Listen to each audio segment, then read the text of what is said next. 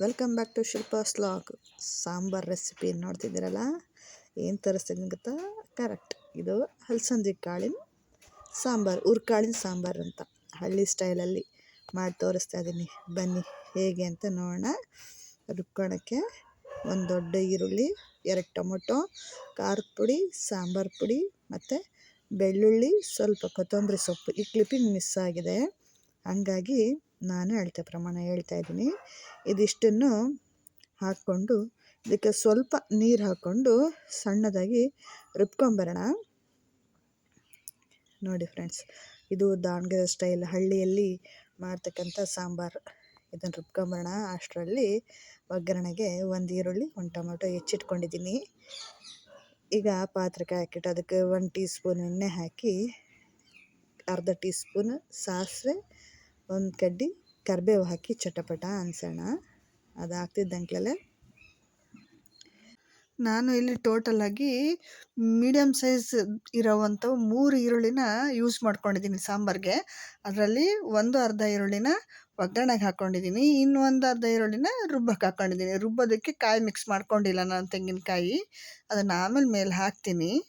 ಈಗ ಇದನ್ನು ಸ್ವಲ್ಪ ಬಾಡಿಸೋಣ, ಸ್ವಲ್ಪ ಕೆಂಪು ಬಣ್ಣ ಬರೋ ಹಾಗೆ ಬಾಡಿಸೋಣ. ಇದು ಅರ್ಧಂಬರ್ಧ ಬೇಯಿಸ್ಬೇಕು, ಯಾಕಂದರೆ ಸಾಂಬಾರಲ್ಲಿ ಕ್ರಂಚಿಗೆ ತಿನ್ನೋಕ್ಕೆ ಚೆನ್ನಾಗಿರುತ್ತೆ.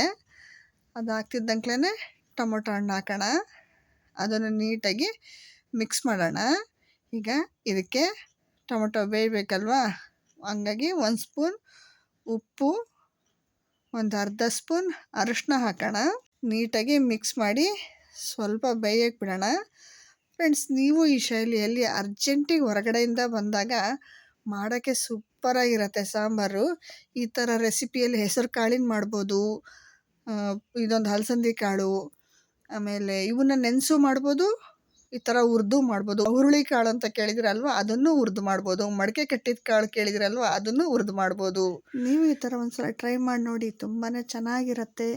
ಮುದ್ದೆಗೆ ಈ ಸಾಂಬಾರು ಯಾವ ಮುದ್ದೆ, ರಾಗಿ ಮುದ್ದೆ, ಜೋಳದ ಮುದ್ದೆ, ಯಾವ ಮುದ್ದೆಗಾದರೂ ಅಷ್ಟೇ. ಈಗ ರುಬ್ಬಿಟ್ಕೊಂಡಿದ್ವಲ್ಲ ಮಸಾಲೆ, ಅದನ್ನು ಹಾಕಿ ನೀಟಾಗಿ ಮಿಕ್ಸ್ ಮಾಡಿಕೊಂಡು ಸ್ವಲ್ಪ ಕುದಿಯಕ್ಕೆ ಬಿಡೋಣ. ಎಲ್ಲ ಹಸಿ ಹಸಿದೆ ಹಾಕಿದ್ವಲ್ವ ನಾವು, ಈರುಳ್ಳಿ ಟೊಮೆಟೊ ಎಲ್ಲ ಒಂದು ಸ್ವಲ್ಪ ಹಸಿ ಸ್ಮೆಲ್ ಹೋಗೋವರೆಗೂ ಇದನ್ನು ನೀಟಾಗಿ ಕುದಿಸೋಣ. ಇದು ಕುದ್ದಿದ ಮೇಲೆ ಬೇರೆ ಐಟಮ್ನ ಇದಕ್ಕೆ ಹಾಕೋಣ. ಚೆನ್ನಾಗಿ ಕುದೀಲಿ ಇದು ಒಂದು 5 ನಿಮಿಷ. ಇದು ಮಾಡೋದಕ್ಕೆ ಭಾಳ ಹೊತ್ತು ಬೇಡ ಫ್ರೆಂಡ್ಸ್, ಜಸ್ಟ್ 15ರಿಂದ 20 ನಿಮಿಷದಲ್ಲಿ ಮಾಡ್ಕೋಬೋದು. ಈಗ 1 ಟೈಮ್ಗೆ ಈ ಸಾಂಬಾರು ತುಂಬಾ ಚೆನ್ನಾಗಿರುತ್ತೆ. ನೋಡಿ, ಇದೀಗ ಕುದ್ದಿದ್ದಾಗಿದೆ.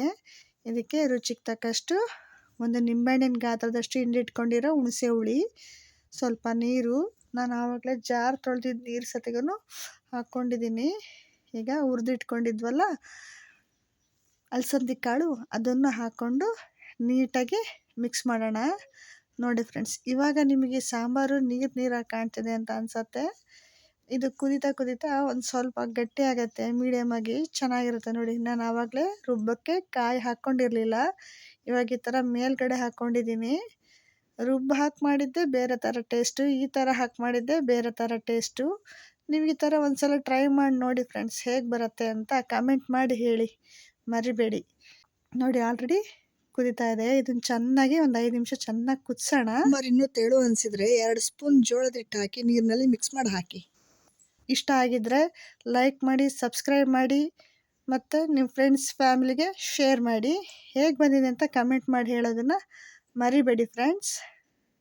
ಇದನ್ನು ನೀವು ಯಾವುದ್ರ ಜೊತೆ, ಬಿಸಿ ಬಿಸಿ ಅನ್ನ ಜೊತೆ, ಮುದ್ದೆ ಜೊತೆ, ರಾಗಿ ಮುದ್ದೆ, ಜೋಳದ ಮುದ್ದೆ, ಗೋಧಿ ಮುದ್ದೆ, ಯಾವುದಕ್ಕಾದರೂ ಸೂಪರಾಗಿರುತ್ತೆ ಕಾಂಬಿನೇಷನ್ನು. ಮಾಡಿಕೊಂಡು ಊಟ ಮಾಡಿ.